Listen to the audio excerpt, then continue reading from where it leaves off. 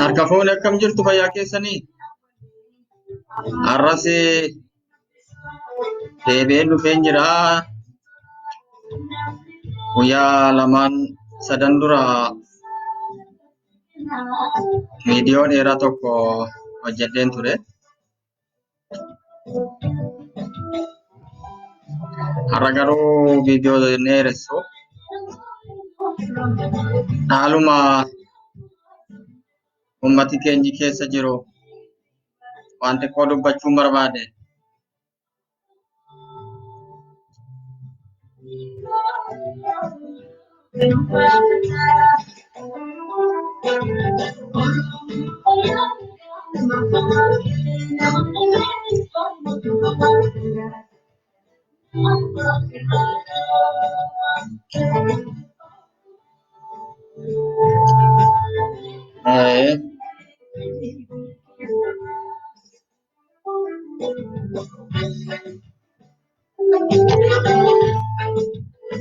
Yeroo ammaa kanatti namoonni baay'een waa'ee dhukkuba koronaa vaayirasii kanarraati dubbata.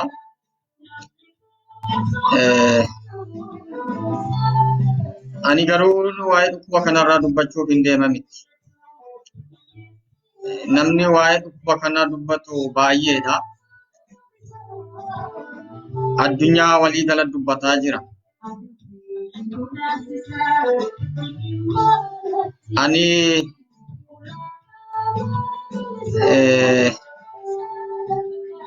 kanan dubbachuuf deemu waa'ee sagalee ukkaamamee jiru. Hammumna kootti sagalee ta'uun barbaade. Ammaan dura yeroo darbes dubbadheera. Barreeffamaan ture yaada koo ibsachaan ture. Jalqabarraa kaasee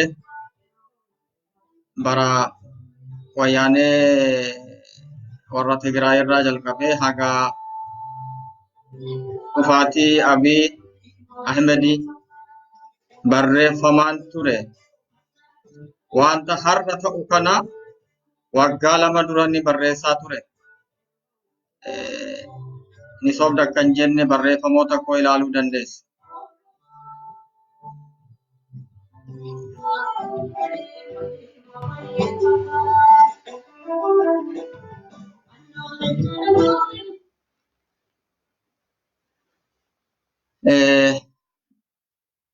Kanaaf narragaa har'allee akkuma isa yeroo darbee irratti waa'ee haala uummanni keenya irra keessa jiruun waa'ee dhumaatii uummata keenyaa ajjeechaa daangaa dhabe duguuginsa sanyii uummata Oromoo irra gahaa jiruun dubbachuu barbaada. Akkasumallee namoota keenya sabboontota Oromoo mana hidhaa keessatti irraanfatamanii jiran waa'ee isaanis xiqqoo dubbachuun barbaada. jalqaba irratti garuu namummaan koo yeroon waa dubbadhu jalqabarraa hundeerraa kaasee dubbachuun hin jaaladha. Akkaatama dhufaatii mootummaa kana mootummaa jechuun danda'u seeraa fi sirna mootummaa hin guunne jarittiin amma biyya bulchaa jirtu seera mootummaa guuttee hin jirtu. Naamusa disipiliinii mootummaan tokko qabu ulaagaa mootummaan tokko qabu guuttee hin jirtu anaaf. Kanaaf gartuu maafiyaa bilxiginnaa Abiyyiin hoogganamu yoon jedhetti natti tola. Maaliif ulaagaa mootummaa guuttee hin jirtu baalagoota. Akkaataa dhufaatii isheenii amma tokko tuqeetan garan sila jedhee kanatti dhufuu barbaada. Kanaaf sila jedheeraa waa'ee dhibee koronaa vaayirasii kana namni kun maal ta'e namnoo addunyaan waa'ee dhibee kanaa dubbata. Maaliif kanarraan dubbatu namoonni jettan jiraachuu maltu. Tokkoffaa ani dooktora miti. Dhibee kanarratti namoonni dubbatanii baay'eedha kumaatamaan jiru. Maas miidiyaan har'a sooshaal miidiyaan hundi waa'ee dhibee kanaatti dubbata malee waa biraa oduu hin qabu. Addunyaanis kanuma. Kanaaf ani dubbadhes dhiises waan ani ammanatti jijjiiramatti fiduu hin qabu. Haa ta'u garuu waan ani tuqee darbuu barbaadu uummata koo namoonni har'a na dhageessanii boruuftaan illee viidiyoo kana dhaggeeffachuu dandeessan. Dhibeen kun amma ammaatti qoricha hin arganne. Argameefis hin jiru. Kittibaannis argameef hin jiru. Kanaaf hamma ammaatti falli jiru ittisa gochuudha. Ofirraa ittisuu hamma dandahame of eeguudha. Kunis kan inni ta'uu danda'u waan lama sadii inni gurguddaan tokko fageenya ofii eeggachuu nama baay'ee uummata baay'ee haala baay'ee keessatti makamuu dhiisuu kun isa tokkoffaadha jechuudha. Distaansii yookaan fageenya ofii eeggachuu. Inni lammaffaan immoo yoo utaalloon illee nama qabe mana ofii turuu uummata naannoo uummata biraa akka ittiin dabarsineef hamma dandahametti hunduu yoo waa tokko mallattoon utaalloon yoo isa qabee mana keessa turuu amma haalli sun adda bahutti jechuudha. Inni sadaffaan immoo haxxisoomti illee yoo nama qabee yeroo haxxiffatan ciqilee ofiitti haxxiffachuu namatti haxxiffachuu dhiisuu addunyaan kun waliigallee harki caalu yeroo namni haxxiffatu kontiroolii ala baha waan ta'eef akka barbaade haxxiffachuu danda'a. Sun ta'uu akka hin qabne maaliif karaa haxxissootiin irra guddeessa kan inni vaayirasiin kun daddarbaa jiru. Kanaaf inni sadaffaan immoo inni guddaan qulqullina ofii eeggachuu. Qulqullina yeroo jedhamu namni qulqullina ofii hin eegganne hin jiru. Ani xuraahaadha qulqullina jechuun maal jechuudha kan jedhamu jiraachuu mala. Qulqullina jechuun dhibee vaayirasiin kun ittiin daddarbutu baay'ee ulfaataadha. Kanaaf harka ofii amma dhiqachuu jechuudha malee namni xuraahee xurii isa dur namni dhiqatu sana miti jechuudha. Yeroo amma namni harka ofii dhiqachuu qulqullina ofii eeggachuu inni jedhamu kun isa dur jedhamu irraati adda jechuudha. Sababa vaayirasii kanarraan kan ka'e namuu yeroo yerootti harka isaa dhiqachuu waan qaqqabannaa irraati of eeggachuu jechuudha. Maaliif namni dhibee kanaan qabamee jiru funyaansaa qabatee furrii baafatee yookaan haxxiffatee kana godhee booda yoo bakka tokko qabatee jiraate vaayirasiin inni harka isaarra jiru suni dhaqeeti bakka inni qabate sanarratti hafaa jechuudha. Namni biraan tokko namni fayyaan tokko yoo balbala inni banatee ture sana yoo dhaqee banatee harkaan qabee vaayirasii sana harka isaatti fudhateera jechuudha. Kanaaf irra deddeebiitiin namni harka ofii dhiqachuu qaba kan jedhamuuf jechuudha. Isa kanan jechuu barbaadu karaa vaayirasii kana waanan baay'ee beekus hin qabu. Biyyi ani keessa jiraadhus kanuma himaa jiru reediyootiin, televezyiiniitiin, piraaktikaalii illee akka kanatti bakka hojiittis kallattii adda addaan illee kanuma gorsaa jiru. Inni kan biraa immoo akkan biyya kanarraa hubadhetti biyyi kun biyyan keessa jiru kun baay'ee addunyumarraayyuu adda taatee jirti. Akkaataa seerri isheen hordofaa jirtu adda. Tokkoffaa irratti uummati naannoo kun aadaamti isaa haalli jireenya hawaasummaansaa hawaasummaa biyya keenyarraatii adda. Namuu kophaa jiraata. Qobxummaa qaba jechuudha. Durumaanuu hawaasummaan jireenya hawaasummaa hin qabu. Kanaaf jecha waan baay'ee dhibee kanaaf akka biyya keenyaa akka biyyoota kaaniitti saaxilamaa miti isa jedhu yaadaa qabu jarri asii.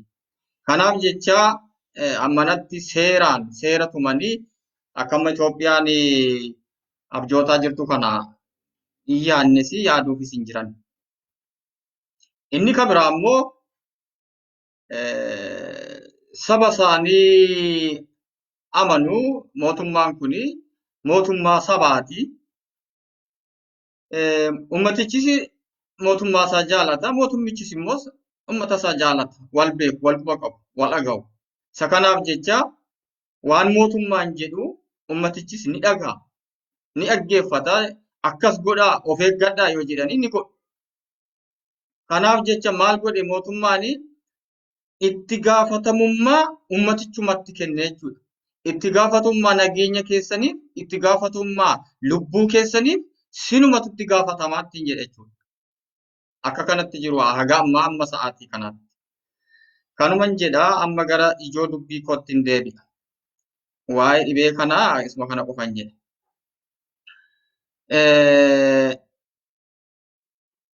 Waa'ee gartuu maafiyaa biltiginnaarraan dubbachuuf deemaa jechuudha.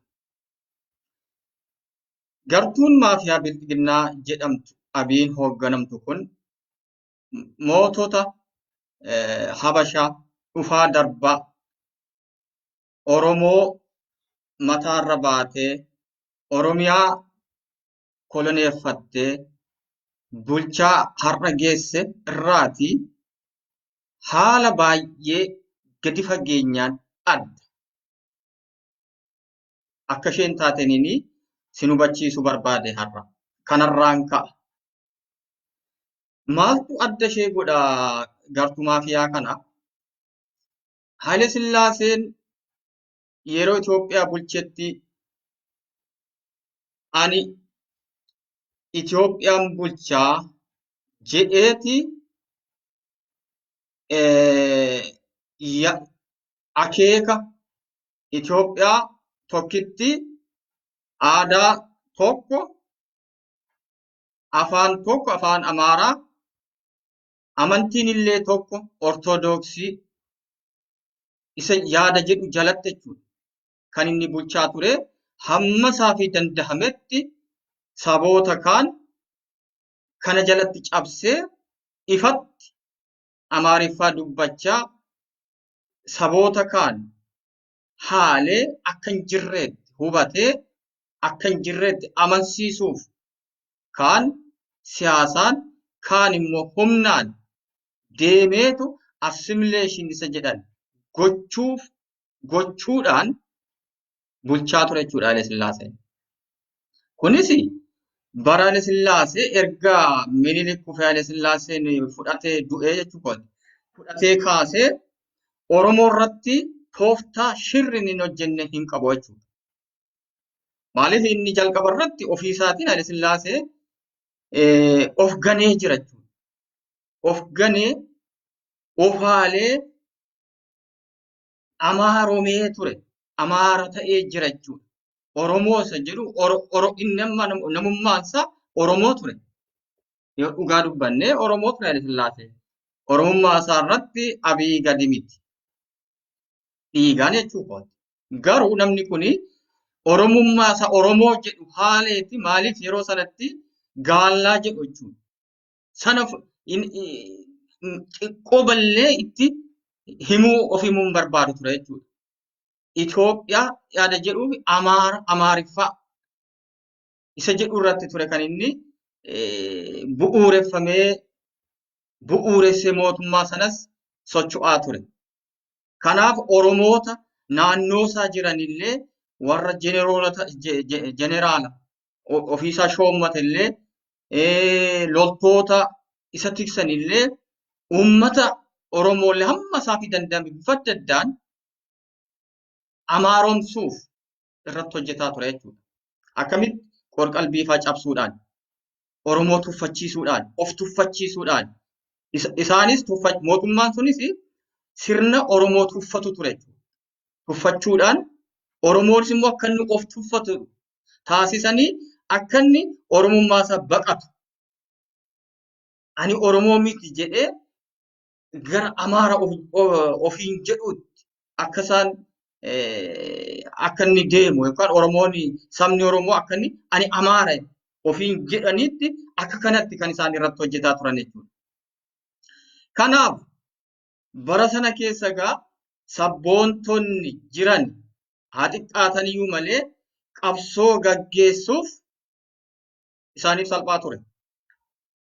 Rakkoon ture Oromoon hin dammaqne. Oromoon Oromummaa isaayyuu sirriitti hin beeku ture. Maaliif burjaajessaniiru?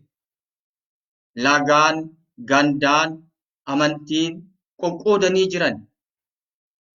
Uummata keenya isaa musliima ta'een akkuma iyyuu hin jirreetti, akkuma lafarrayyuu hin jirreetti lakkaa'aniitu turan jechuudha bara sana. Kanaaf jecha Oromoon wal arguunuu qabsoo gaggeessuunuu salphaa hin turre. Garuu qabsaa'otaaf garuu kakaasuun, dammaqsuun, ijaaruun maandheetiin jechuudha. Himuun akkarraa kana miti salphaadhaa ture ifa jira kaa. Hacuucichi ifa galaa ture jechuudha. Yaadaa qofaatuun ijaanis argita jechuudha. Kana ture. Ittaansee dargii dhufe. Haayile Sillaaseen hamma bulchee qabsoo uummataatiin finciluma barattoonni Oromoo godhaniin hamma sadarkaa barattoonni Oromoo keessatti illee Itoophiyaan mana hidhaa sabootaatii jedhamu irra tureera jechuudha yeroo sanatti. Dhugaa ammarraattuu kanumatti jirti. Sanatu guutee dhikkisee kanneen kaanis itti daddabalamee dargiin dhufe jechuudha. Dargiin maal qabatee dhufe? Lafti kan qotee bulaa ta'uu jedhe jechuudha. Lafti kan qotee bulaa haa ta'uu jechuun dargii kuni gaaffii kana dargii miti kan fide. Gaaffiin kuni gaaffii barattootaa, gaaffii sabaa ture. Kanaan fakkeessee aangoo qabachuuf, aangoo isaa cimsachuuf jecha gaaffii kana deebisuuf yaale yeroo sanatti. Maaliif isa dura bara Haayile Sillaasee lafti kan ministeerotaa fi kan abbaa lafaati. Kana warra qorooti jechuudha. Oromoonni keessumattuu Oromoon lafarratti, lafa baasaa lafa isaarratti waa tokko lafa hin qabu ture jechuudha. Amaaratu Gondariif Goojjamirraa dhufee lafa Oromoo fudhatee irraatii irboo safarsiisataa ture jechuudha. Oromoon ciisee nyaatu ture jechuudha bara Haayile Sillaasee. Dargiin kanatti siin deebisa gaaffii kee sii deebiseera isa jedhu lafa sanaa yeroo sanatti kan deebisee haa fakkaatu iyyuu malee ofuma isaayyuu garuu lafa sana sabaaf hin laanne kanuma isaa kan mootummaa godhate jechuudha. Dargiin humtuma taansa dhumarratti jechuudha. Maalan jechuu barbaade gaaffii sabni sun yeroo sanatti gaaffii belbeltuu qabu tureti qabatee sinii deebiseen jira sinii deebisaa kan sinii deebise anasa jedhu dargiin uummata sana yeroo sana goyoomsuuf yaalee jechuudha. waan bubbulle innis bineensummaa isaa mul'isaa dhufe. Akka kanatti dargiinis sirnicha waan ta'eef sirnachi as dhufaa sirna Minilik diriirse ijaare waan ta'eef sanuma irratti bu'uureffame sanuma irratti dhufe waan ta'eef dargiinis waa fiduu hin dandeenye sabootaaf. Akeekuma Itoophiyaa tokkitti Amaariffa dubbattu aadaan Amaaraa olaantummaa qabatee jiru kan saboonni kan garuu akka hin jirreetti lakkaahamu innis adeemsuma keessa mul'isaa dhufe jechuudha. Kanarratti egaa ammas qabsoon Oromoo ittuma fufee jechuudha. Qabsoon saboota kaanis ittuma fufee jechuudha. Kana keessatti egaa addi bilisummaa Oromoos dhalatee cimee achi as bahuu jalqabuun akkuma kanallee wayyaaneenis dhalachuu ishee haaluma dargiin illee gaaffii sabootaa deebisuu dadhabuurraan gara olaantummaa saba tokkoo, olaantummaa aadaa tokkoo, olaantummaa amantii tokkootti waan cillaanfatee fi qabsoon ammas dhaabbachuu didee jechuudha. Egaa qabsoo yeroo sanaa kan ammaarraa xiqqoo adda godhu akkuma sila kan Haile Sillaasee irratti dubbadhe hacuuccaan haasaan siyaasaa yeroo sanatti dubbatamu jechoonni yeroo sana dargiinis jedhu Haile Sillaaseenis jedhani ifa galaa ture jechuudha. Waliin dhahaa sabicha waan gowwoomsan hin turre hubatamuu kan danda'amudha jechuudha. Kanaaf yeroo sana keessatti ummatichumtuu hin dammaqin sabnuu hin dammaqin malee sabboontota ijaaramanii qabsoo gaggeessaniif ummaticha dammaqsuu irratti haasaa siyaasaa ummaticha hubachiisuu irratti hammanatti komplikeetiin turre jechuudha. Maaliif nama kana haasaa gartuun maafiyaa bilxiginnaa amma jedhamtu kun hammam akka isheen mootota kaan irraati adda taateef qabsoo ummata Oromoof hamtuu akka isheen taate komplikeet akka isheen taate hubachuun illee ummata kana yoo nama sammuunsaa siyaasaaf banamee fi hubatee ilaale malee hubannaan illee nama rakkisu ta'uu isheen adda baasee mul'isuu barbaadeetan. Kanaaf egaa dargiin waan ummata Itoophiyaa jiraniif qajeeltoo waan hin turreef walqixxummaa fi bilisummaa sabaa, kabajaa sabaa kabachiisoo kan tiksuu waan hin dandeenyeef qabsoon itti fufee wayyaaneen illee karaa isheetiin ijaaramtee TPLF jechuukooti. TPLF ijaaramtee kan Mallas hoogganu kun ture jechuudha. Sadarkaa cimuurra geesse jechuudha. ABO'nis karaasaa qabsoo gaggeessaa ture. Kan ABO'n qabsoo gaggeessaa ture keessatti kan isaa adda ture adda isa taasisas. Maaliif silas tuqeera sabni keenyi guddaadha. Lafa bal'aarra jiraataa jira. Ummata guddaa, ummata bal'aadha. Ummanni kun bara dheeraaf hacuuccaa kolonii jala ture. Ummata dagachiifamee, of tuffachiisamee, akka inni ani Oromoodha jedhee boquusaa ol qabatee hin deemne irratti duulamee hojjetamee ture waan ta'eef saba kana ati Oromoodha, ani Oromoodha ofiin jedhee dammaqsu mataansaa bara dheeraatti fudhate adda bilisummaa Oromoo. Wayyaaneen TPLF Tigraay keessatti of ijaartee ummata ishee dammaqsitee of jala hiriirsuuf yeroo dheeraatti hin fudhanne. Maaliif? Tokkoffaa sabni ishee xiqqoodha. Dammaqsuunis qaqqabsiisuunis isheen rakkisu ture. Inni lammaffaan immoo teessumti lafa isheellee mijataa ture. Akka kan Oromiyaa kana miti. Kanaaf adda bilisummaa Oromoo irratti adeemsi qabsoon cululuqaan ture jechuudha.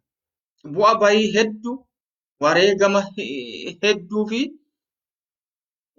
yeroo dheeraa isa gaafatee ture jechuudha.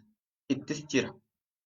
Sababni isaa immoo soomman jedhe ummatichatu qorqalbiitiin duula qorqalbii irratti duulame agarraallee akka sabni kun qoqqoodamu tokkummaa isaa tikfatee yaada tokkoon wal faana hiriiree luuccahee toora tokkoon akka inni hin kaane akka inni of hin barre taasisanii jiran irratti hojjetanii jiran Amaaronni Habashoonni jechuudha.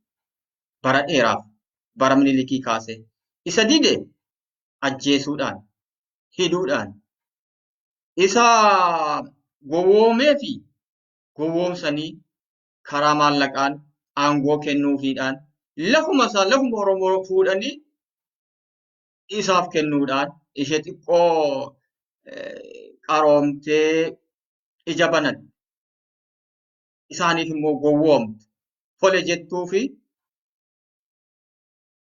karaa kanaas itti heerumsiisanii heerumaan fuusisanii fuudhanii gosuma Minilik fa'aa hojjetaa ture gosuma dhufaa darbaa gochaa turan jechuudha. Kun tooftaa isaaniiti. Oromoo itti heerumsiisuu fi Oromoo fuudhuun tooftaa dhufaa darbaa warra mootota Habashaa kana ture jechuudha. Kanaaf egaa bifa kanaan kan Oromoo akka inni waliin jenne kan isaan bara dheeraaf irratti hojjetan. Kanaaf egaa abaa'oo qabsoo inni godhu salphaa isaaf hin turre jechuu barbaade akka kan TPLF hin turre. Egaa TPLF ijaaramtee yeroo gabaabaa keessatti kan isheen humna taate dhugaa dubbachuuf humna taate mootummaa dargii baay'ee raaste jechuudha. Qobaa miti. Abaa'oonis karaa dhiyaa biyyittii jechuu kooti karaa bahaa sochii guddaa sochii kana hin jedhamne gaggeessaa ture. Dargiis baay'ee hubee ture jechuudha. Kanaaf Mangistuunis dhugaa bahee jira. Yeroo darbes dubbadheetan jira. Akka kanatti dargiinis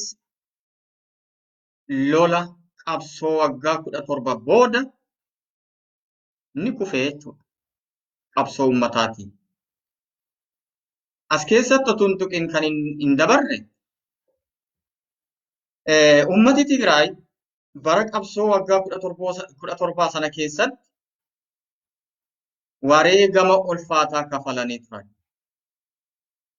Maaliif TPLF'n kan inni qabsoo jalqabee keessattis of ijaaree kan inni humna ta'e naannoo sana keessatti waan tureef dargiin humna kana dhabamsiisuuf naannoo sana irratti duulee waan hin goone hin turre jechuudha. Yaaraanis lafootiinis meeshaa jiru jedhamu kan meeshaa Raashaan horte irratti shaakalee ture jechuudha.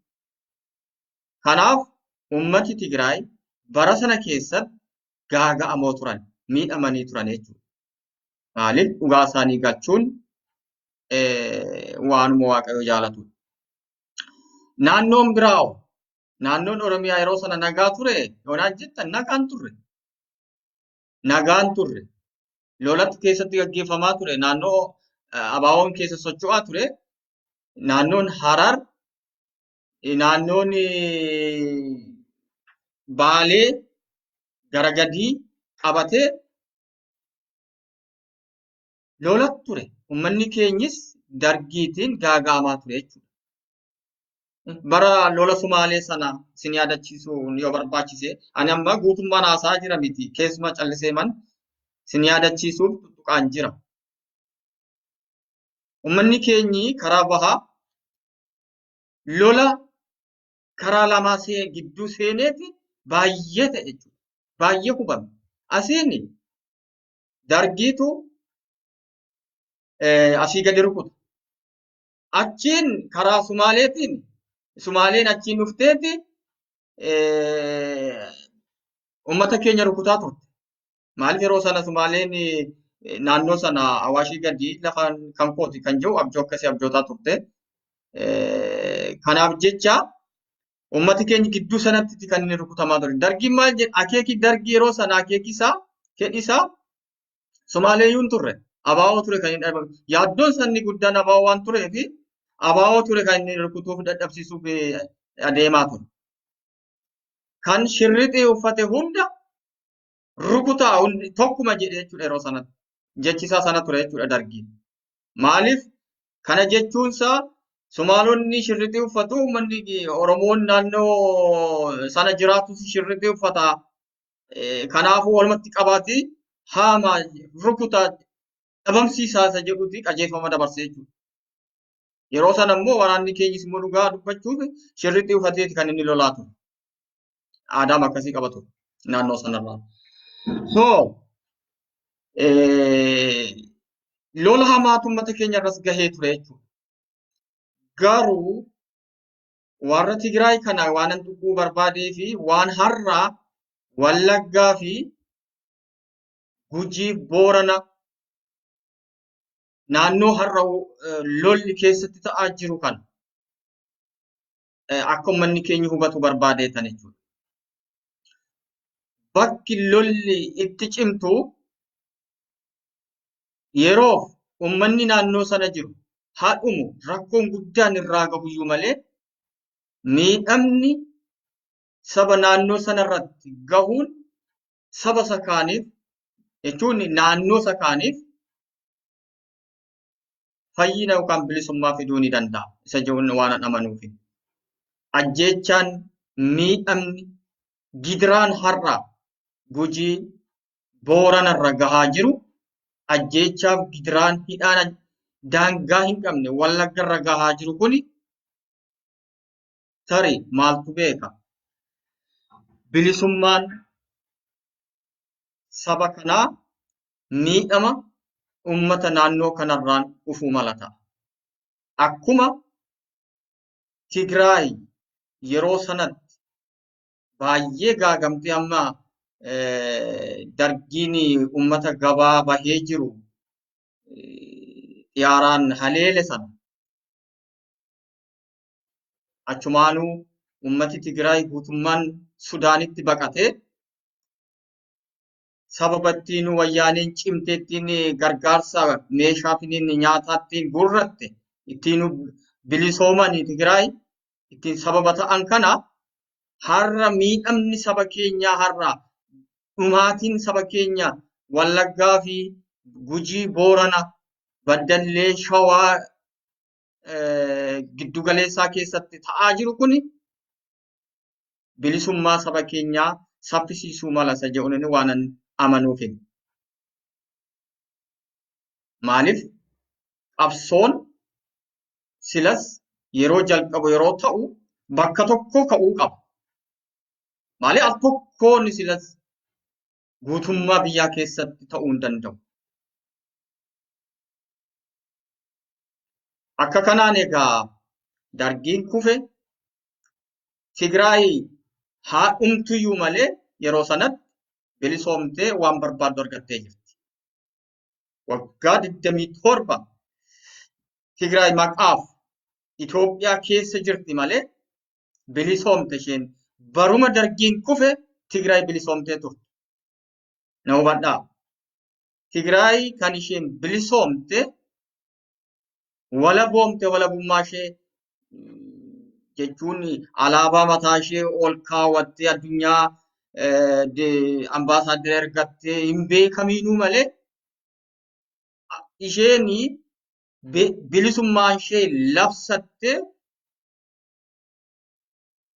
akka barbaaddetti daangaa ishee tikfattee kabajamtee kan isheen jiraatte guyyaa gaafa dargiin kufee mallas dhufee masaraa minilik seenee kaaseet jechuudha. Dhumaatiin isaanii gaafasii suni bilisummaa isaanii har'aa fideefi jechuudha. Argitanii? Akkasumaan dhiigni isaanii lola'ee nafne. Waggaa 27 guutuu Oromoo ni dhiiksanii, Oromoo ajjeesanii, Oromoo mana hidhaatti guuranii, Oromoo akka hin taane taasisan hoogganoonni TPLF. Maaliif godhan? Engaddas viidiyoo keessatti dubbadheera. Saba isaanii guddisuuf, biyya isaanii ijaaruuf. Yoo kana godhan malee yoo Oromiyaarraa guuran, saaman, buqqisanii qabeenyaa jiru kana Tigraayitti dabarsan malee Tigraay eessaa fiddire hin jiru. Uumamaan hin qabdu. Hojjettee oomishtee lafaan qabdu. Tokkoffaarratti lolarra turte, lammaffaarratti immoo silumaayyuu biyyi ishee biyya dhagaati. Kanatti turan jechuudha hayyoonni Tigraay waggaa 27 guutuu. Eeyyee nuuf Oromootaaf gidiraadha. Isaaniif garuu misooma bilisummaa turan. Hoogganoonni Tigraay, hayyoonni Tigraay sabboonummaa kanan jedhamni qabu jechuudha. Hagarraattu. Kana keessa darbameet egaa uummanni Oromoo gaafa isaa fiigamu, gaafa cinqamu, abaawoon dhaabni isaa, hoogganni isaa, kallachi isaa,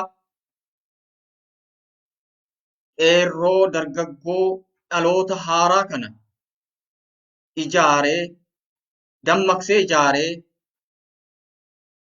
qabsoof waan kakaaseef qeerroon kun abboolii isaanii qabatanii shiftoota biyya isaaniif, saba isaaniif sabboonaa ta'e malee nuuf garuu diina turan. Nuuf garuu saamtota turan. Saamtonni kun nurraa galuu qabu. Hamma yoomitti nu ajjeesu? Waggaa 27 guutuu nu fixani, nu saamani, nu ajjeesani, qaamaaf harkaa miilaan nu mummurani gahuu qabaa jedhe egaa dargaggoon. Kan kana hunda taasise ijaarsa dhaaba kanaa ture jechuudha. Galatayyuun argatiin malee. So kana booda egaa OPDO'n meeshaa Tigraay turte. Tigraay TPLF ummati Tigraay keessaa bahan warra TPLF jechuu kooti.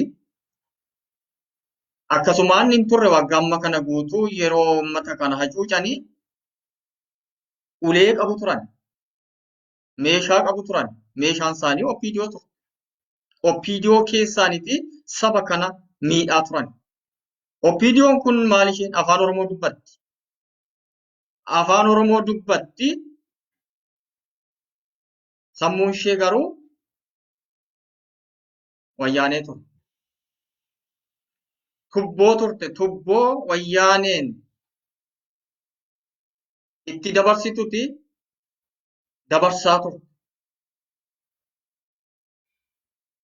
Waanuma wayyaaneen godhi jettu wayyaaneetu OPDO keessaa dhimma bahee saba kana hacuucaa ture, qabeenyaa kana saamaa ture. Ofii ishee sinillee. OPDO'mti mataa isheetti maal turte? namoota akkamiiti OPDO'n yoo jenne ni beektu waan haaraa isinitti himuu qabu. Harki caalaan ishee halagaa afaan Oromoo barte. Halagaa afaan Oromoo barte, Oromoo keessatti guddatte, Oromoo irraa nyaattee dhugdee, Oromoon guddisee deebitee harma Oromoo harma irraa nyaattee dhugdeeti ciniinaa turtedha jechuudha. OPDO'n. Garii ishee immoo Oromooma taate, Oromooma dhiigaan qulqulluu taate kan dantaa bu'aatiin gowwoomfamanii anaaf ta'e jennaan maal na dhibe warra jedhan warra akkasii turan jechuudha. Warri sadaffaan immoo jiru darbanii kan saba isaaniif yaadan. Isaan kun xiqqoodha. Isaan kana immoo dhaabichi sitti dhimma ba'eera. Hagarraatuu jiru. Addi bilisummaa Oromoo warra miciraan qaban miseensa OPDO turanii OPDOma keessatti kallattii adda addaan hojiirra jiran turan saba isaaniif yaadan dhimmi saba isaanii isaan quuqu itti dhimma bahaa ture irrallee itti dhimma baha. Kun haqa dirree jirudha jechuudha. Waan maafiyaa kana sodaannee waan dhoksinuu hin qabnu jechuudha. Akka kanatti qabsoon saba kanaa bilchaatee sadarkaa isaa eegee ummatichis dammaqsee jechuudha. Wal dammaqsee dhaabni kun jiraatus jiraachuu baatus hafuura isaatu hojjetaa ture. Akka kanatti diina shiftaa waggaa 27 isa saamtee isa miidhaa turte kana biyya isheetti galchee jechuudha. TPLF yeroo irra deddeebi'ee dubbadheera. Saamichaaf turan malee dhimma itti Oromoo keessa turaniif hin qaban. Akeeki isaan ganama manaa bahan ni beekaa. Tigraayin bilisoomsinaadha. Sanas dur godhani waggaa 27 har'a 30 ta'uuf.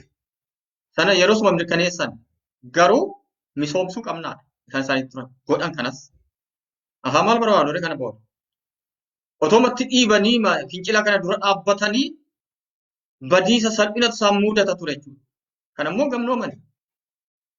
Dhiisanii bahanii bakka bu'aa kaawwatan jechuudha. Ijoollee guddifatan Abiif Lammaa bakka kaawwatanii deeman. Abiif Lammaa nuyi biyya keenyatti galla. Biyya keenya misoomsinee jirra. Daangaa keenya tikfachuuf waan nu hanqafu hin jiru. Yoo dubbiin dhiibdee dhufte keeyyata 39 dhimma baanee Tigraayin walaboomsina. Biyya mataa ishee taateen taasifna. Yoo tole immoo Itoophiyaa jalatti noo silaa misoomnee jirra waan barbaannu of ijaarree jirra.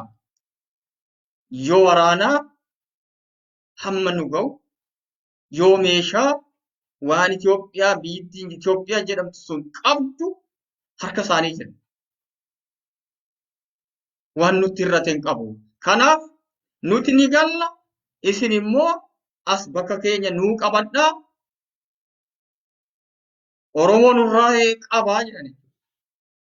Maaliif bara dheeraaf isaan miinee jirra waan ta'eef yoo isiniin bakka kaawwannee hin deemne nurra galagalu. Isin Oromoo nurraa qabaa. Isaan miinee jirra waan ta'eef nu immoo galla biyya keenya jettee Abiif Lammaatti laattee deemte.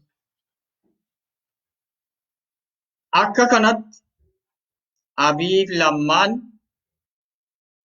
fincila qabsoo uummanni Oromoo godhee qeerroon taasiseen caasaan OPDO godaa amma oliitti bitintinii ishee bahee ture. Maalummaatti egaa dubbii ijoo kootti isinii dhufaa jira jechuudha. Isa ammaan dura haasee kana dubbii dheeressumaaf seenaa marraa ka'umaaf hin haasee malee amma egaa dubbii ijoon seenuu koo. Kan adda taasisu mootota Haayile Sillaasees ta'e Dargiirraa Wayyaaneerraa kan adda taasisu isheerraa kana maa inni tooftaa addaa kan Dargiinis hin arganne kan Wayyaaneenis TPLFis argattee hin turre lammaan argatte jechuudha. Maa inni isheen immoo kan abaawoon dubbatu jecha abaawoon qabsaa'onni dubbatan sabboononni Oromoo dubbatan dubbannee isaan fakkaanne isaan seennaa yoo kana ta'e malee saba kana caasaa nu jalaa diigamee ture caasaa OPDO diigamee ture kana bulchiinsa nu jalaa diigame kana deebisachuu hin dandeenyu. Uummata kana jilbeenfachiisuu hin dandeenyu. Kufnee jirra, mo'amnee jirra. Akka kanaan dura deemne kanatti deemne jennaan uummati kun nurra galagala abaawoon dhufee aangoo qabata. Qabsoonni uummatichaa galaana ta'eetti nu haxaa'e nu balleessa. Nuyi waggaa amma kanaaf biyya saba kana miinee jirra Wayyaanee TPLF Tigraay wajjiniini. Nuyi kan miidhe, nuyi kan hidhe afaan isaa dubbatee isa fakkaatee kan saba kana saamsisaa ture, ajjeesisaa ture, hidhaatti guursisaa ture, kan toorchi gochaa ture nuyi yoo tooftaa kanaan seenuu baanne ni dhumnaa. Maneedhaatti nu naqu, biyyaa nu ari'u. Kanaaf lammaa nu jabaatu jedhan. Lammaa arraba dhadhaa dibattee, arraba ishee damma dibattee haasawutti kaate jechuudha. Yaa uummata koo yaa Oromoo gooftaan keenya saba keenya jette. Lammaa Magarsaa. Lammaa Magarsaa kan arrabni isaa damma. Akka kanatti saba qeerroo danfee roorroon garbummaan kokkeerra isa gahee jiru eebichatti je'ee jiru garbummaa ishee isa dhumaaf seenaa taasisuuf aburratee ka'ee jiruti lammaan achi as baateeti yaa saba koo nuyis keessani sin keessaa baane anis Oromoodha nutis Oromoodha sin miineerra balleessineerra badii keenya ni fudhanna amma immoo siniif hojjenna. Uummanni Oromoo uummati keenya garraamiiti. Wanti xiqqootu sagaa wanti xiqqoof gowwoomfama.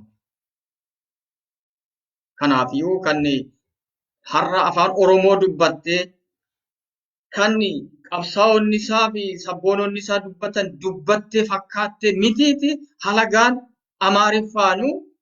Amaariffaan dubbattee iyyuu Dargii fi Haayile Sillaasee Wayyaaneenu waama xiqqoo gowwoomsitennaan gowwoomeeti bitamaafii ture. Afaan Oromoo dubbattee fakkaattee sobdee ani keeti akkasin sii ta'a bilisoomneerra rakkoon kee rakkoo kooti kan si miidhe Tigraay isaantu kana gochaa ture. Nutuu garbummaa jala turre. Amma immoo isin nu duuba yoo hiriirtani waqabaadhaa yaadadhaa mee ajamaa. Maal jedhe lammaan? Nuti garbummaa jala turre OPDO'ni. TPLF nu garboomfateeti nu ergataa ture. Ummati Oromoo nu duuban turre. Nama nu deeggaruu hin qabnu. Amma immoo isin nu jala hiriira. Diina keenya kana diinni keessan kun diina keenya. Nuufis diina keenya. Kanaaf nu deeggaraa, nu jala hiriiraati, nu tumsaati, wal taane tokko taane diina keenya kana ofirraa galchinaa jedha. Dhugaatti fakkaate uummata keenya. Kun eenyunuu gowwoomsuu danda'a. Akka kanatti namni kuni saba kana gowwoomsitee yeroo sanatti pirezidaantummaatti kennan jechuudha. Wayyaaneen waa maleetti hin laanne pirezidaantummaa. Pirezidaantummaa lammaan muudame uummata Oromootu quba baasee filate miti. Wayyaaneetu muude quba qabaadhaa. TPLFitu muude. Maaliif muude? Ni beekti. Lammaan eenyu akka ta'e beekti. Lammaa jalqabaa kaasee guddifatee wayyaanee tika ture. Waan lammaan godheti beeka. Ajajatti kennaniiti raawwadhani raawwachiisaniiti beeku. Kanaafiti amanamummaa irraa qabu. Kanaaf itti kennan dirqama. Bulchiinsa akkanni Oromiyaa bulchee saba kana gadi qabuuf. Kanarratti dabalee biyya alaatii Jawaar jira. Asiin Jawaar, asiin lammaan. Sabni kun garamitti socho'uudha. Akka kanatti burjaajeffame.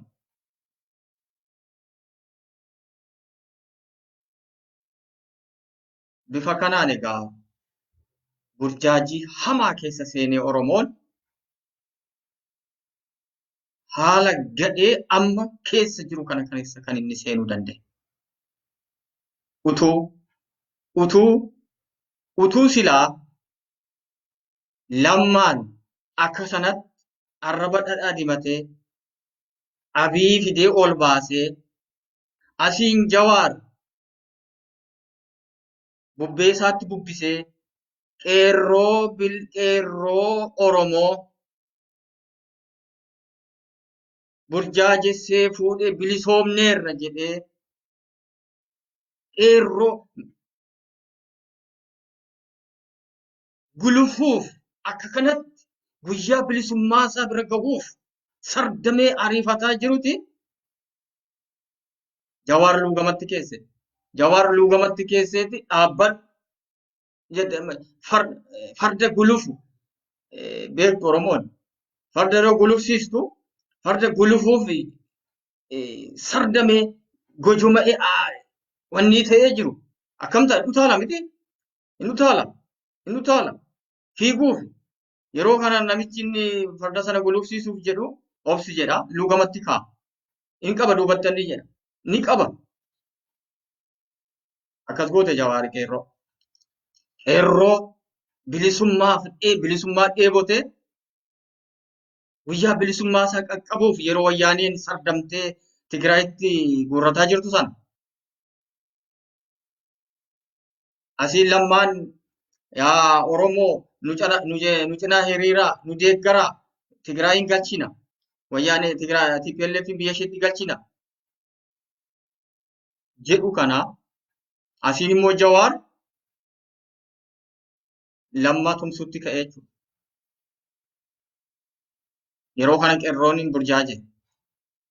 Sabni burjaaje garatti deemu wallaale. Hayyoonni illiitonni Oromoo maqaaf baranne jettu diyaaspooraa turte yeroo fincila sana deeggaraa turan hundi burjaajii sana keessa burjaajii Jawaar uumee fi lammaan uuman sana keessatti hundi tumsa lammaa tumsa abiyyitti dacha'ee jiru. Egaa sabni keenya akkamaa ture inni otuun baratiin illiitota kana barsiise. Inni ofii isaa utuu nyaata gaarii nyaatiin warra hayyoota jedhaman kana bakka gaarii qabsiise. Akkamaa godhuudha. Har'a kan saba keenya burjaajessee garbummaa haaraa jalatti kan kuffise illiitota Oromoo garaaf bu'aa mataa isaaniif jiraatan fi warra akka Lammaa Magarsaa, Jawaaris, Jawaar har'aa mooraa qabsoo keessa haa jiraatu iyyuu malee wanta hagar'aatti ta'eef itti gaafatamummaa jalaa san baasa. Abadan. Waan boruuf ta'an inni godhee badiisaa keessaa of qulqulleessu ani hin beeku. Ani waaqa miti. Yookaan immoo Jawaarin miti. Garuu haga har'aatti wanta har'a saba keenya irra gahaa jiru tokko tokkoon miidhamarra saba keenya irra gahaa jiruuf kan itti gaafatamu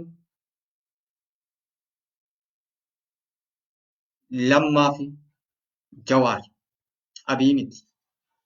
Abii ifatti gurbaan kun silumti ishee Habashaadha. Amaara.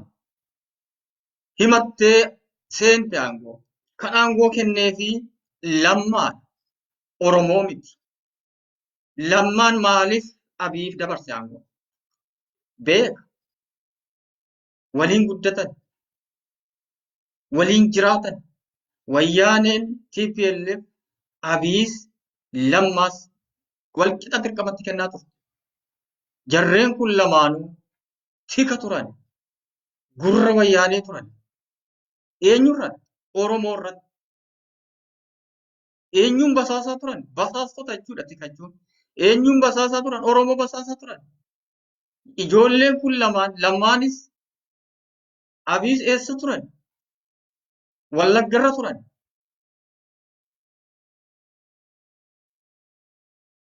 Yeroo sanatti sabboontota hin argamiinu malee kan hiisisaa ture, kan ajjeesisaa ture, mana hidhaatti kan guursisaa ture. Isuma booda keessaa Abii bara aangoo qabate sana. Nuyi teroristiin, nuyi jedhee dhugaa bahe sana kan guursisaa ture isuma mataasaa ture. Oromoota qabsaa'ota miseensa adda bilisummaa Oromooti jedhuudhaan kan Oromoo qaallittii fi mana hidhaa Oromiyaa guutummaa keessatti guursisaa ture. Isaanis harka guddaa keessaa qabu turan jechuudha. Kanaaf amanamummaa kana waan qabaniifiti gara aangootti fidan. Wayyaanee TPLF quba qabaadhaa. Nama diina jettee shakkitu hin guddistu. Eenyuyyuu beekaa quba qabaadhaa. Biyyuma lafaa kanarrattuu namni kun naaf diina kooti, kun naaf balaadha jedhee shakku tokkoon hin guddisu guddina kennuufi. Lammaa fi Abiin godaa kaasanii haga pirezidaantii ta'anii fi sadarkaa kana gahan kan geessise TPLF. Maaliif geessiste? Amanamummaa waan qabaniif. Eenyuuf amanamummaan isaanii? Sirna sanaa fi wayyaaneef amanamummaa waan qabaniif malee uummata Oromoof amanamummaa waan qabaniif hin turre. Dhugaa kana quba qabaadhaa. Liqimsaa yoo sinii liqimsamuu dide. Dhugaadhaa warra deeggartoota Abii fi Lammaa taatanii eebicha akkasinitti jiru naa gala. Garuu dhugaadha. Kun haqa biyyuma lafaarra jiru. Ani bakka hojii tokkotti bakki hojii koo suni kan inni na guddisuu danda'u yoo ani bakka sanatti waan gaarii hojjedhe yoo amanamummaa qabaadhe qofa na guddisa. Amanamummaan koo qaama biraaf yoo ta'e karaatti na ari'uu barbaada malee nan guddisu. Kunis kanuma kun mana siyaasaati. Keessumattuu immoo haala Oromoo baay'ee balbaltuu fi dhukkuba sirna sanaa kan ta'e. Kanaaf akka kanatti ijoollee guddattee guddifamtee TPLFin guddisteetu arraba dhadhaa dibatanii tooftaa mootonni Habashaa argachuu hin dandeenyeen argatan arraba qabsaa'otaa dubbatanii dhufanii Oromoo seenan. Irra deddeebiin dubbadha ishee kan akka namni hubatuuf. Abii Lammaa fini warri naannoo jara kanaa naannahanii jiran hundi isaanii arraba jechoota qabsaa'onni sabboontonni Oromoo dubbatanii fi itti dhimma bahuudhaan fakkaachuudhaan gartuu saba kanaaf hojjetan qabsaa'anii fi fakkaatanii sobuudhaan saba kana seenanii burjaajessan. Qabsoo Oromoo bishaanitti naqan. Sirna caasaa OPDO diigamee ture deebisanii lafaa kaasanii ijaaran. Kun haqa dirree jirudha jechuudha. Kanaaf egaa haalli gartuun maafiyaa har'a jirtu kun kaan irraatii adda jechuudha. Hubachuun illee nama rakkisa. Maaliif jecha afaan Oromoo ani dubbadhu eenyu dubbatu qabsaa'onni dubbatanii hoogganoonni adda bilisummaa Oromoo dubbatanii sabboontonni Oromoo saba biratti jaalataman warri akka yookaan immoo abbootiin gadaa warri sabaan jaalataman warra garaaf jiru abbootiin gadaas immoo garaaf jiraattu warra sabaaf dubbatan isaan dubbatan fakkaatanii koppii gochuudhaan jechuudha. Koppii peest. Akka kanatti saba kana seente jechuudha. Akka kanatti uummata kana burjaajessite jechuudha.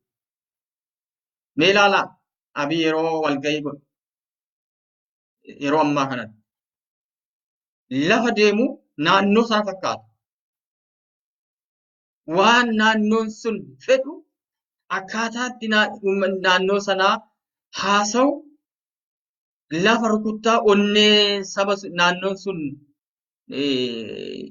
fedhuu fi barbaadu ilaaleeti aqeexuuqa yeroo achi walgahii aqee gaggeessu. Yeroo kana uummanni naannoo sanaa harka rukutaa fi mucaan keenyi lafa onnee keenyaa nuu dubbate lafa garaa keenyaa nuuf arge Abiy keenya mucaa keenya ilma abbaa gadaa akka kanatti dibbee rukuchiifataa jechuudha. Jechaan maaliif kuni tooftaadha jechuudha. Yoo kana godhan malee kanaan isaan walgahii gaggeeffatanii otuma gara aangootti hin dhufin. Erga aangootti dhufanis otuu aangootti hin dhufinis. Bifa kamiin Oromoo cabsuu akka danda'an, bifa kamiin caasaa baawollee diiguu akka danda'an, bifa kamiin sabboonummaa Oromoo dhabamsiisanii diiganii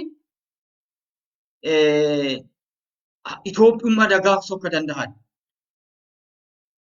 bifa kamiin Oromiyaa ishee jedhamtu kana lafallee daangaa isheellee dhabamsiisanii bifa ittiin Itoophiyaa lummuttii sana diriirsuu danda'an mari'atanii lafa kaawwatanii jiran jechuudha. Kunis tokkoof tokko sabboonaa fakkaatanii waan sabboononni dubbatanii gochaatiin garuu faallaa sana hojjechuutiin akka ta'eeti irratti walii galan jechuudha. Kanaaf egaa adeemsi gartuu maafiyaa kanaa mootota kaanirraatii baay'ee hamaa fi baay'ee maalan jechuu danda'a sumni akka isheen taate uummanni keenya jala sararee beeku kan inni qabu hubachiisuu barbaadu jechuudha.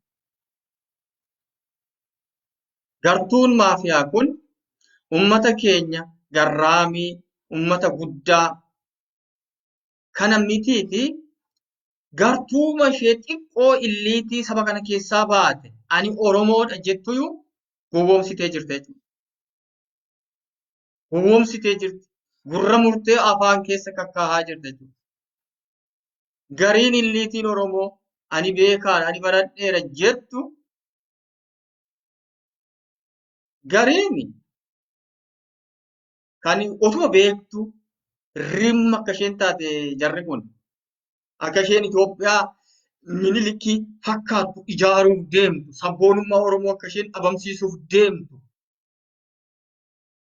Oromummaa isa jedhu filosoofii Oromummaa jettu dhabamsiisuuf akka isaan deeman otuu beekanii maal na dhibee amma yoomiitti umurii koo gubaa fakkaadheetanii fi lafa kanarra ammamiif hin jiraadhaa amma hin jirutti mana hin jiraadhaa isa jedhu akka kanatti kan waliin hiriirantu jiru kan akka leencoo baatiifaa kan akka jirti gartuun tokko jirti.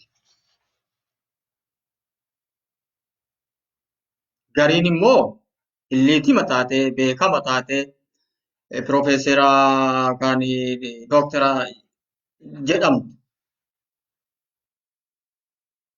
kanti siyaasaan jara kanaan gallee fi dhugaamatti fakkaatu kan dhabiin dubbatu dhugumatti fakkaatu akka jarri sobdee fakkeessuuf uummata kana gowwoomsuuf diiguuf tokkummaasaa akka inni deemu kan hin gallee fi adeemsi shirri warra bilxiginnaa kun kan hin gallee fi dhugumatti fakkaatu jiru. Wallaalummaa jechuudha. Beekaadha garuu wallaalaa adeemsi siyaasaa kan hin gallee fi dooktarummaan isaa yookaan waa biraatiin namoonni akkasii waa'een hawaasummaa waa'een siyaasaa adeemsi biyya lafaa kun beeku inni waama irratti dooktara ta'e waama irratti dooktarummaa isaa fudhate yookaan bira wanni piroofeesarummaa isaa fudhate qofati beeka kallattitti masaa malee bitaan mirga isaa ishee kaanii badaa hubannoo isheen qabu inni akkasiis ni jiru warra akkasii gowwoomanii jala dibbee raasanis ni jiru.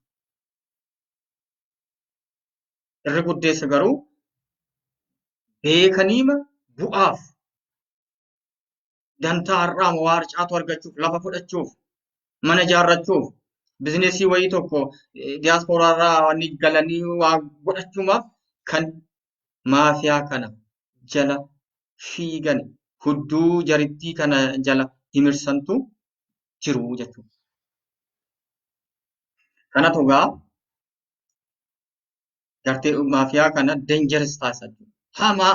Hamaa mootota kamiyyuu caalaatti mootota duraanii caalaa kan hamaa taasisu qabsoo Oromoollee walxaxaa taasisu kana jechuudha. Ishee kanas ni tuquu barbaade haa. Bara dargii bara wayyaanee ifatti himtaa uummata kanaaf illee gala. Opiidiyoon bara sanas afaan Oromoo dubbattu nuyi mucaa keenya ijoollee keessanii nuyi isiniif ijaaramne isiniif qabsoofnaa haa jettu iyyuu malee irraa beekama. Jechi isheen jettu waa biraati. Jechi sabboonotti jedhan miseensi opiidiyoo tokko yeroo sanatti jette jennaan dubbatte jennaanu ati ni shakkamta jedhameetiti gimgamaan irratti gaggeeffamaa ture jechuudha bara opiidiyoo sana. Waan akkaataa jecha sabboononnii fi miseensonni abaa'oo gargaaraman miseensi opiidiyoo tokko jette argamte yookaan immoo dubbatte argamte jennaan gimgamaa jala galuu qaba namni kuni shakkamuu qaba dudduubaasaa oneegtu jira jedhamti turte jechuudha. Kanaaf maan kuftee kaatee sabboonummaa fi jecha sabboonummaa Oromummaa fi jecha Oromummaa irraa fagaachaa ture. Hin hidhamti ka yeroo sana. Hin shakkamti ka gimgamaa keessa galti ka opiidiyoon. Akkanatti adda ture yeroo sanaa qabsaa'onni amma kanatti komplikeetiin turre jechuudha. Diinummaa opiidiyoo akka isheen ashkaree taate akka isheen meeshaa TPLF akka isheen turte Oromoof akka waa tokko hin fayyadne ifa galaa ture yoo uummata kana barsiisuu fi kakaasuu dammaqsuun waan nama rakkisuun turre jechuudha. Inni har'aa garuu komplikeetiidha jechuudha. nu fakkaatte. Diina si fakkaate ani siin jechaa si nyaatu, ani siin jechaa si ajjeesu, ani si mucaa keeti siin jecha maledhaatti si guuru komplikeetiin kana caalu hin jiru jechuudha. Kanaafini haalli gartuu maafiyaa kana mootota Habashaa duraaniirraa adda baay'ee wal xaxaadha saba keenyaa fi qabsoo keenyallee ni hammeessa. Kanan jechuu barbaadeefi kanaaf jechuudha.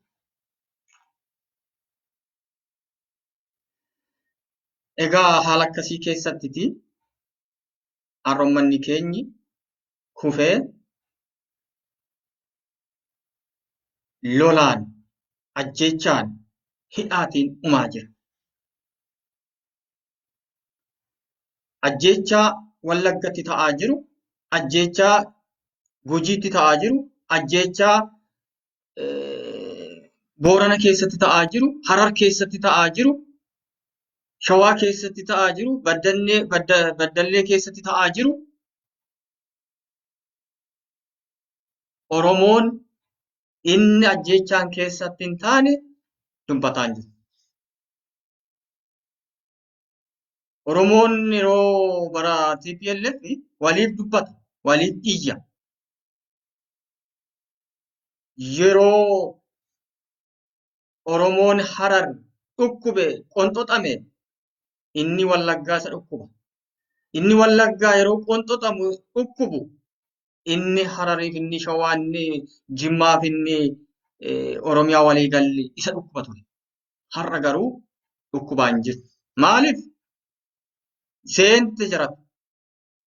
Jara diina kanatu Oromoo fakkaatee afaan Oromoo dubbatee afaan qabsaa'otaa dubbatee seente burjaajessi.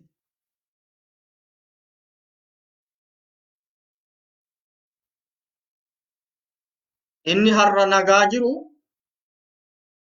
isa har'a dhiigaa jiruu fi du'aa jiru mana hidhaatti guuramaa jiruuf dhukkubaan jiru. Waan inni quufeema lafaa ka'ee mootummaa kana shiftaa kana didaa jiruutti itti fakkaata. Mootummaa kunoo keenya kan Oromooti. Maaliif didu? Maaliif qabsaa'u? Tole jedhanii bulaniifi yaada jedhu qabu jechuudha. Maaliif icciitii kanan barre? Shira kanan argine? Adeemsa jarri kun ittiin deemaa jirtutu hubatanii hin jiran. Kana ni amma humna koo hubachiisuu barbaade nama na dhaga'uuf.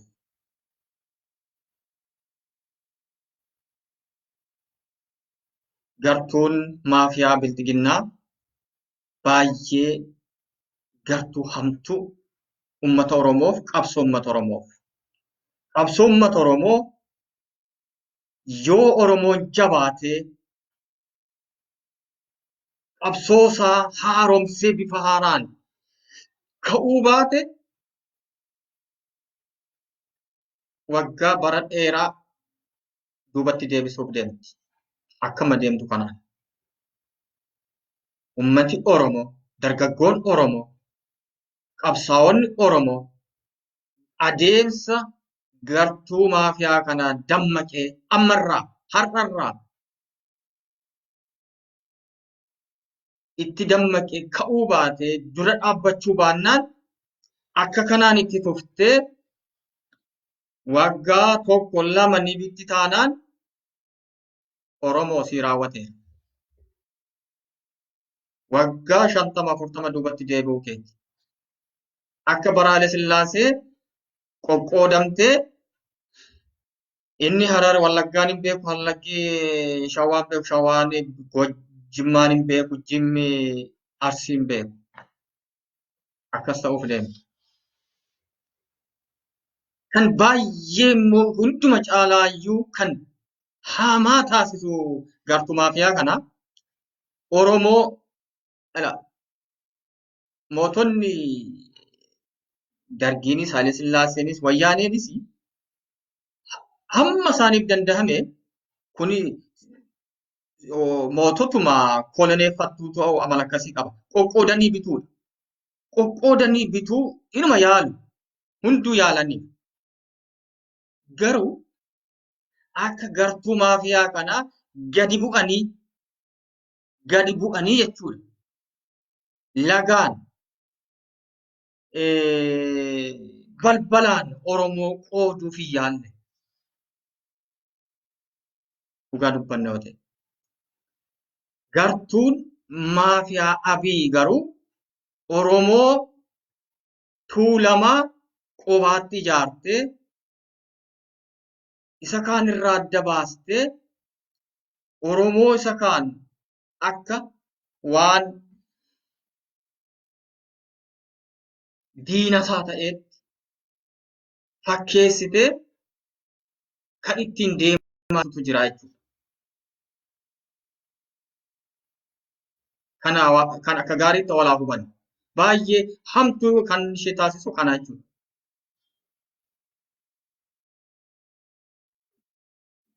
Gartuun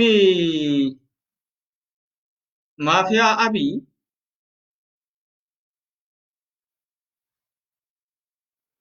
gartuu tokkoon ofitti qabdeeti gartuu isa kaaniin immoo akka inni diina isaa ta'ee isa waraanaa jiruutti Oromooyyuu akka inni hin taanetti yerootti barsiisutu jira jechuudha lafa jalaan. Oromoo irratti kaasu. Kan kaleessa diina Oromoo ture wallaalummaan waa ta'u. Har'a goota Oromoo fakkeessiteeti barsiisaa jirti.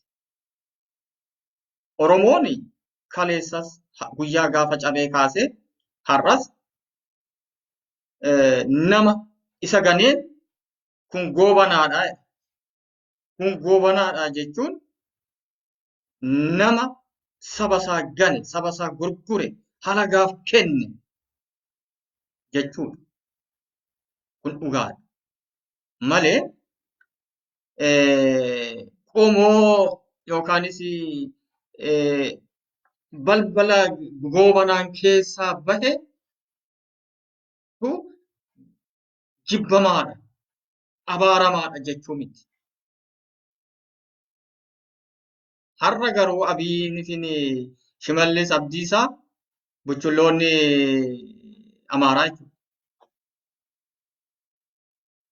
Akka waan goobanaa daancee goota Oromoo ta'e biyya ijaareetti dhiyeessaa jiru.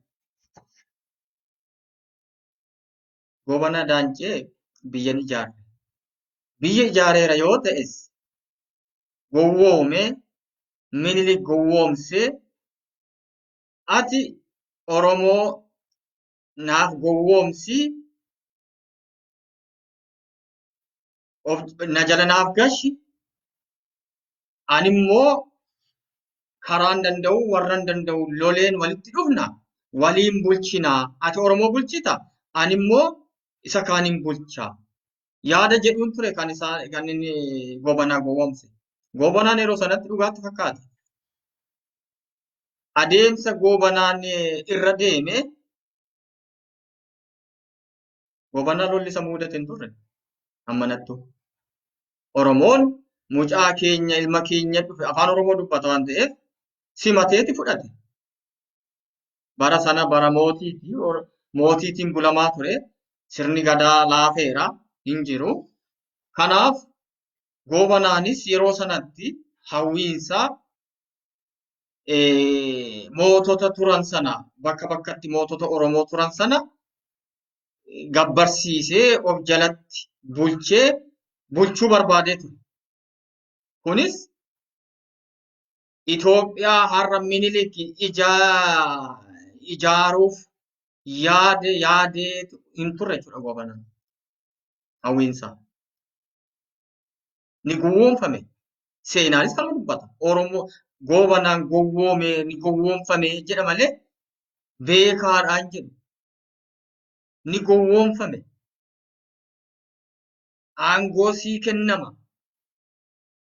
mootota Oromoo walii galatti walitti qabdee bulchita. Wal gargaarree bulchina isa jedhu ture malee Itoophiyaa tokkoomsuu biyya ijaaruu isa jedhamu irraa opiidiyoon bilxiginnaa dubbattu kana miti jechuudha.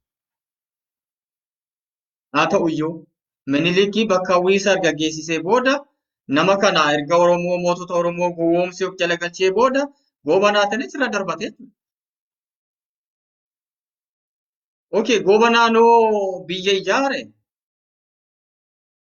Oromoo tokkoomse akkasiin jettanii maaliif ganame ree? Maaliif har'as Minilikiin faarsaa jirtu? Goobanaa faarsuu jechuun Minilikiin faarsuu jechuudha. Goobanaan dhumarratti otuu quba isaa nyaatuuti kan inni du'e. Du'a saree du'e. Du'a kabajaa qabu hin duune quba qabaadhaa yaa warra bilxiginnaa. Yaa warra goobanaa faarsitanii. Faarsuu dandeessu. Ani ilma goobanaatii warri jettan jirtu warri bilxiginnaa. Dhugaadha. Isin ilmaan goobanaati. Oromoon ummati Oromoo kaleessa guyyaa qabsoo jalqabee kaasee guyyaa garbummaa jalatti kufee kaasee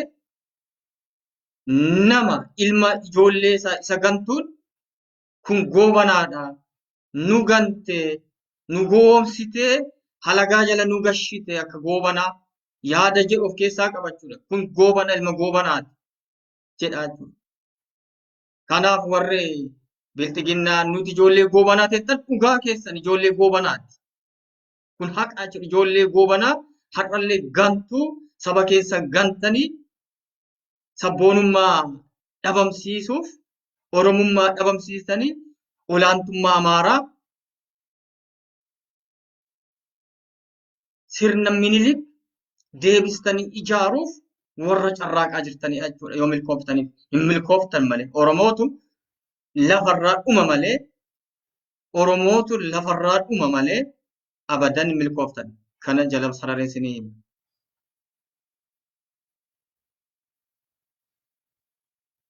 Kanaaf warri goobanaatiin dhaadattanii dhugaa keessanis isilmayyuu goobanaadha. Ijoollee goobanaati. Gantuudha. Ummatichis akkasumatti isin beekaa. Isinis akkasumatti mataa jirtu. Argaan jira feesbuukii irraa warra akka gannaqaa eenyuuti isheen joon jirtu kana. Jawaarillee wallaalaa waan taateef OMN keessaa ishee ari'e. Joon jirtu kana. Niitii Tigiree tokko fuutee jirti. Kanaaf natti fakkaata. Hoolaa kana. Eenyu intalitti Biraanee jedhan kana Amaarri yeroo darbe Ameerikaa Minisootaa keessatti caaltu jedhaniiti katee ishee qabanii harkisaa turan. Amma ishee faatu intala goobanaa ta'e dhugaadha intala goobanaati. Dhuguma intala maaliif gantuudha gaa. Saba ishee ganteeti gootota tuulamaa. Akka ummata tuulamaa miidhameeru hin jiru bari. Dhufaa darbaa kan hacuucame Oromoo kaanirra kan hacuucame Amaarri ittiin taphatte, Minilik ittiin taphate, Haayile Sillaaseen ittiin taphate, Dargiin ittiin taphate kan akka tuulamaa hin jiru. Minilik qe'ee isaaniirraa buqqisaniiti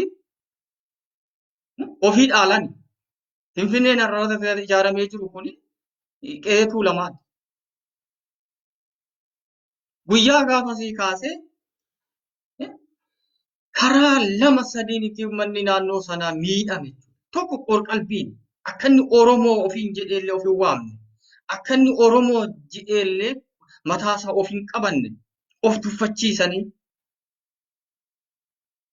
tuffatanii har'a gahan. Kanaaf namoonni tokko har'a gantuun ijoolleen goobanaa warra akkasii keessaa warra of tuffatamee dhalate kana keessaa warra baatetu har'arree goota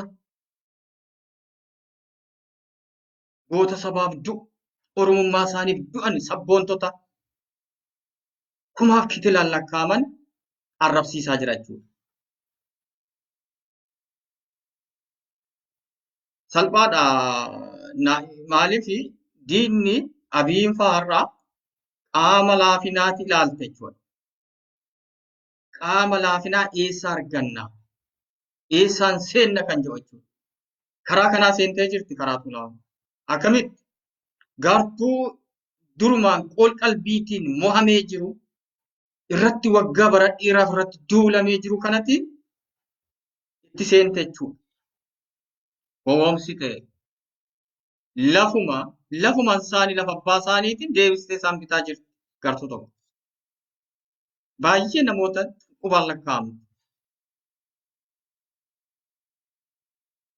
Garummoo itti milkooftu. Har'aa Oromoo fakkeenya kan ta'u gootonni qabsoo kana keessatti wareegaman qabsoo kanaaf dura bahanii qabsoo kana hoogganaa turanii har'allee jiran yoo karaa naannoo fudhanne kan naannoo Hambooti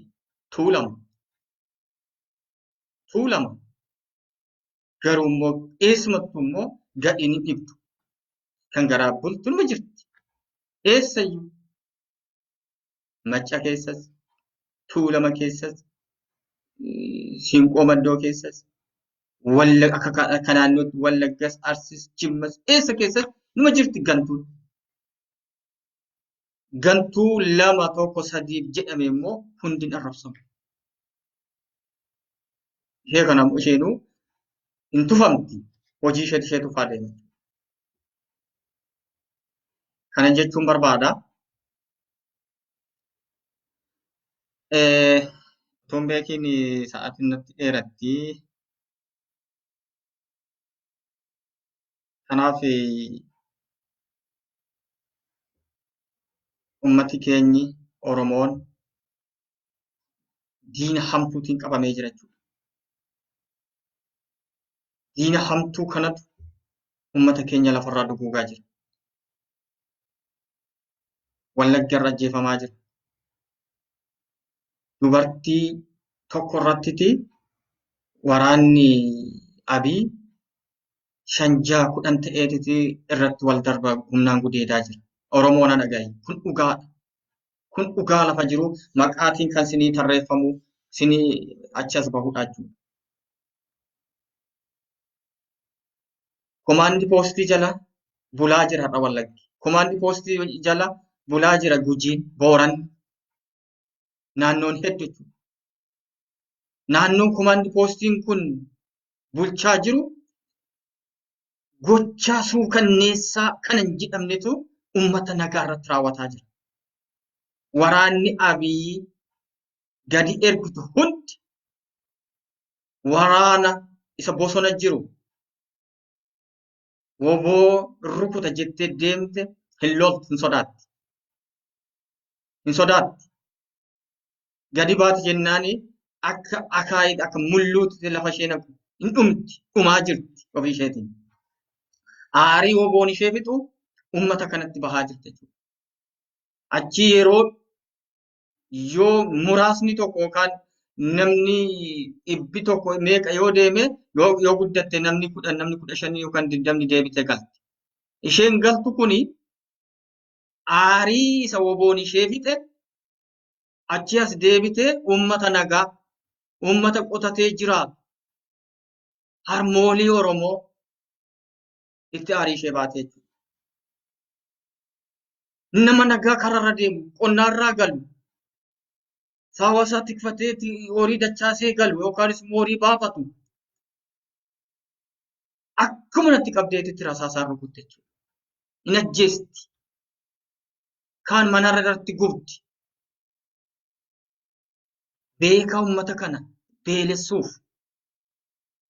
loltee ajjeestee dadhabde jennaan beelessuuf illee beelessitee harka isheetti gashuuf gartuu maafiyaa kun qabeenyaan ni qabullee gubaa jirti. Mee dhageessanii beektu yaa Oromoo. Adda kan jechaa turee fi kana dargiin uummata Oromoo waraaneera, jibbeera, waan hunda godheera. Garuu mi'aan bakkeetti mi'aan maasaarra jiru gubeen beeku dargiin. TPLF hin gubne uummata Oromoo maatii abaa'oo deeggartu jettee manatti gashitee TPLF'n komaandii boosii jala gashiteetti. Garuu hin gubne. Qe'ee Oromoo hin gubne akka amma Abiyyiin gubaa jirutti. Akka amma waraanni Shimallis, waraanni Abiyyiin uummata Oromoo, qe'ee Oromoo, mana Oromoo, midhaan Oromoo gubaa jiranitti Haayile Sillaaseen hin gubne, Dargiin hin gubne, Wayyaaneen hin gubne.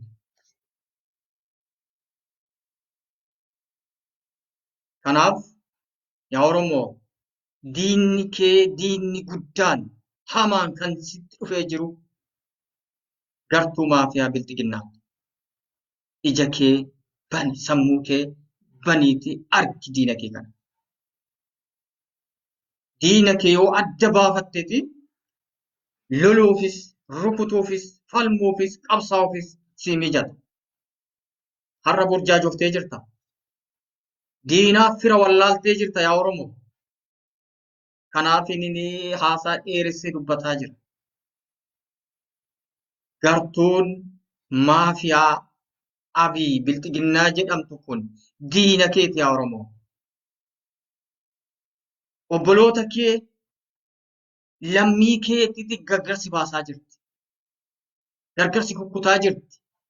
Tokkummaa kee dhiiga keetiin tikfattee irra geesseti si diigaa jirti.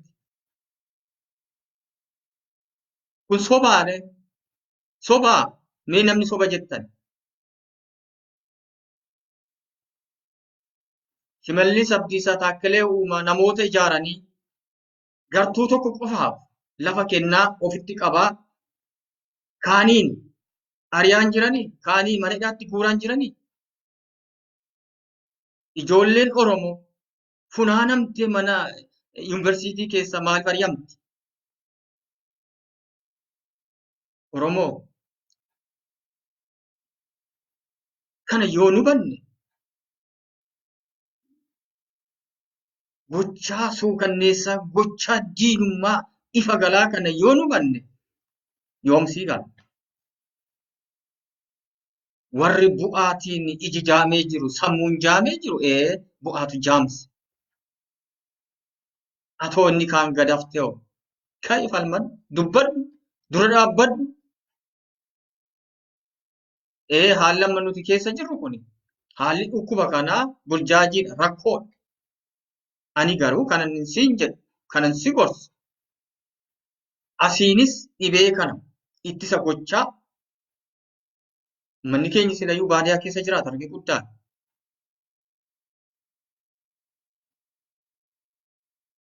Asiinis immoo qabsoo bilisummaa kee falmadhu finiinsi kanan jechuu barbaada. Ijoolleen Oromoo barattoonni Oromoo yuunivarsiitii keessaa ari'ataman har'a eessa jiru? Gatamanii jiru. Bakka argetti kukkufanii jiru. Namni ati kanaatti hin jedhan jiru. Ijoolleen Amaaraatti baateetti ajjeeste. Maaliif ajjeeste namni jedhan jiru? Oromoon abbaa dhabee jira. Oromoof kan dubbatu dhabee jira.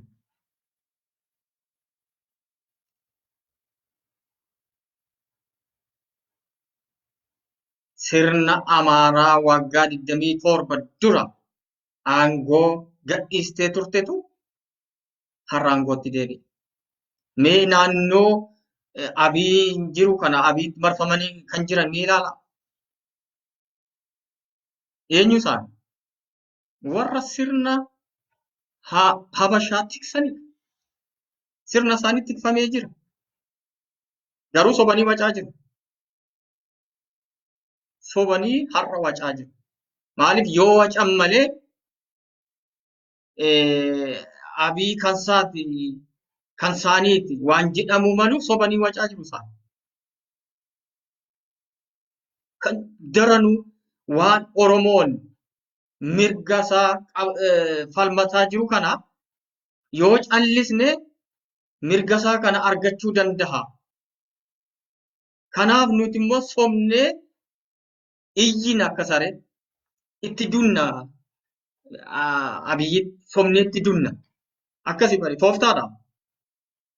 Amaarri har'aa tokko tokko abiyyitti wacaa jirti akkasari. Beekaadha toofta wal beeku isaa. Halkan halkan waliin dhugu. Waliin mari'atu natti wacaa natti iyyaa. Akka Oromoon natti hin dammaqneef. Ani garuu keessan siniifin hojjetaa jira. Kana beeku. Isheen Oromoon haati garaa maqaaf gorsituu jedhamte isheen akka leencoo fa'aa garuu kanan beektu isheen biiraa ishee dhugattee wuskii ishee dhugdee achi xeerii ishee akkas godhatte jennaan dhimma hin qabdu isheen waan amaarra hojjettu shira amaarra xaxxu kanaaf isheen ima isheen maqaaf immoo Oromoodha. Gorsituu bakka ba'oora kana nama gaddisiisa. Gariin jirti kolkollee ishee diyaasporaa amma dhaqxee ishee kanaan lakkoofsatti namatti lakkaa'uun ishee akka biraanuu maalii ishee akkas jedhan kana akkuma namaatti lakkaa'uun saroota ishee. Sarootumti kun walii lama saree kormaaf saree dhaltuutu jira. Achumatti wal caalti faayidaa hin qabdu. Tuffatamtu innuun tuffata amaarris hin tuffatti gatiin qabdu ishee. Akkasi amaarri garuu milkooftee jirti. Akeeki isaanii bakka gaheefii jira. Akka kanarraan jallanne immoo wacaa jiru tiksaa jiru. Hamma dhumaattis immoo akka bakka ga'uufii irratti hojjetaa jiru. Guyyaa filmaataa dabarsanii jiru. Maaliif dabarsan? Darbuun qabu ture. Sadarkaa Abiy aangoorra tureen sadarkaa bilxiginnaan aangoorra turteen rakkoon uummata Oromoo dheerataa deema. Isaanis hidda isaanii gajjabeeffataa deemu. Oromummaan sabboonummaan Oromoo akka rimmaatti nyaatamaa deemaa jiru. Sadarkaa Abiy aangoorra tureen sabboonummaan Oromoo nyaatamaa guyyaa isheen cittu hin beeku. Yoo Oromoon callisee itti dhiise jechuudha. Yoo qabsaa'onni itti dhiise qeerroon yoo itti dhiise akkuma amma tooftaa amma sababa dhukkuba kanaan filmaata dheeressaa jiru. Tooftaadha kun. Idoon maaliif dhaaboleen mormitoota maaliif akka isaan callisan? Callisuu hin qaban. Diduu qabu. Hiriira nagaa waamuu qabu. Ta'uu hin qabu. Gartuun maafiyaa bilxiginnaan qobaa ishee biyya kana bulchuu hin qabdu guyyaa filmaataa dabarsite.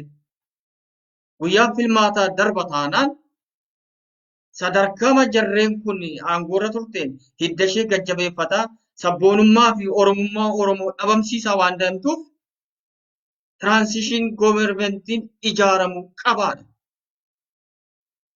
Yeroof mootummaan ce'umsaa kan mormitoonni hundi keessatti qooda qaban bu'uureffamuu qaba kan jedhamu irratti walii galamuu qaba. Kun yaada kooti. Yoo kun hin taane qobaama isheeti gartuun maafiyaa kun akka barbaadde ittiin taphatti taanaan biyya kana Oromoo qeerroo baduu keeti. Tuffatamteetta, girrisaa jedhamteetta, dhiigi kee dhiiga saree ta'eera. Kana caalaa waan taatutu hin jiru. Du'i kana caalu hin jiru. Kan kanaa olii wanti sitti dhufus hin jiru. Gandaan qoodamte.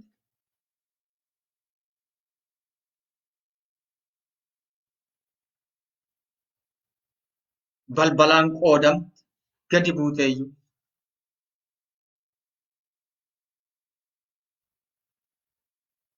Mana hidhaatti guuramaa jirti. Qabsaa'onni kee sabboontonni kee mana hidhaa keessatti rakkataa jiru. Maaltu jira kana caalaa? Maaltu hafeera?